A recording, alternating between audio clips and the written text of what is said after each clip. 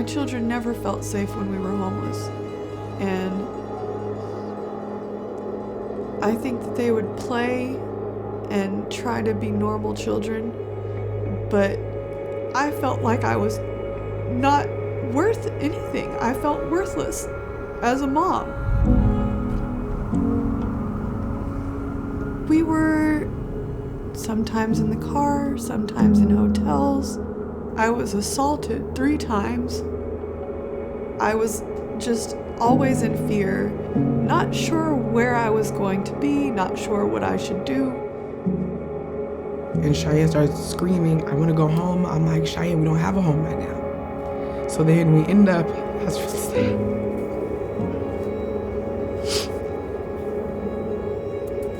The only thing I can think of was God doesn't put me through anything I can't handle, and I felt like I couldn't handle any of it anymore. After my kids kept screaming, I want to go home, and I'm like, me too.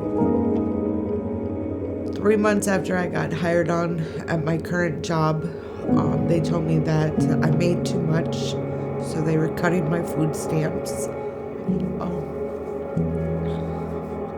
So it left me the choice to pay my rent or feed my kids. It wasn't enough for them. So October 31st, they evicted us. So we were living in my car for a few days till I could get payday, and then I would take literally my whole paycheck to pay for what I could in a hotel room. Usually only ended up to be a few days, and then we would be back in the car. I think maybe the 27th, that's when the power went out. So I'm like, man, I'm never gonna catch up. I'm never gonna get anything done. And it was hard because the teachers are looking at me like, what are you doing with your kids? And I'm like, they're just going through something. They're not used to what we're going through. So I wasn't taking them to school. So I said, okay, maybe that'll help them back on their same routine. I took them to school, and the behavior was horrible. Cheyenne would stand on her cot and scream at the top of her lungs, I want to go home, I want to get in bed. And Peyton was like, she wouldn't sleep, she wouldn't eat, she was like cursing, she was pushing kids, and Peyton's the sweetest kid I know. She doesn't hurt anyone. My kids are Chloe and Caleb, they're like night and day. But during this process, I did notice that Caleb is who it took the biggest toll on. He withdrew into himself and kind of became a shell of who he really was. And it was hard to watch him do that as his mom. My children really are super people, so sweet, so well-mannered, and so polite. But during this time when we were sleeping in a car, they started questioning me and being a little bit disrespectful. And I felt like my life was spinning out of control. Just on the hope that something might go good, I came out here and I had an interview at Vine Maple Place. And she said, well, I do have a place for you. And I started crying and I said, are you serious? I can't believe this. And she said, yes, I have a place for you and we can go see it right now if you want to. And I was so happy. I couldn't believe it.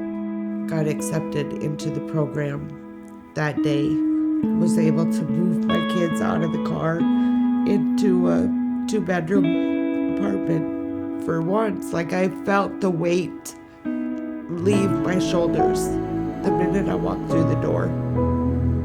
She runs in and she goes, can I go in my room? And I'm like, don't ask me that, go in your room. She runs in there, she's like, my bed, my toys, my curtains, everything. She's a thumb sucker, so when I found her, she was just laying in her bed with her thumb in her mouth. The kids came into the program.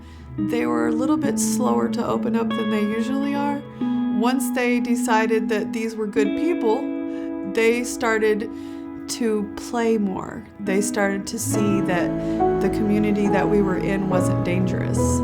They stopped being, distrustful. And I just think that's great. The sense of community that they were able to feel. The people here are so accepting and genuine. My children, when they started going to school again, did so wonderful. They excelled at everything that they put their mind to. After being in the apartment for a few weeks, the kids, I could tell they were coming back to their regular self. Chloe had almost the same reaction that I did. She's like, "Mom, this is so big." I'm like, "I know, right?" Caleb, I'm so proud of him. He's, for the first time in his life, talking about going to college. His dreams are to go to college and be drafted by the NFL.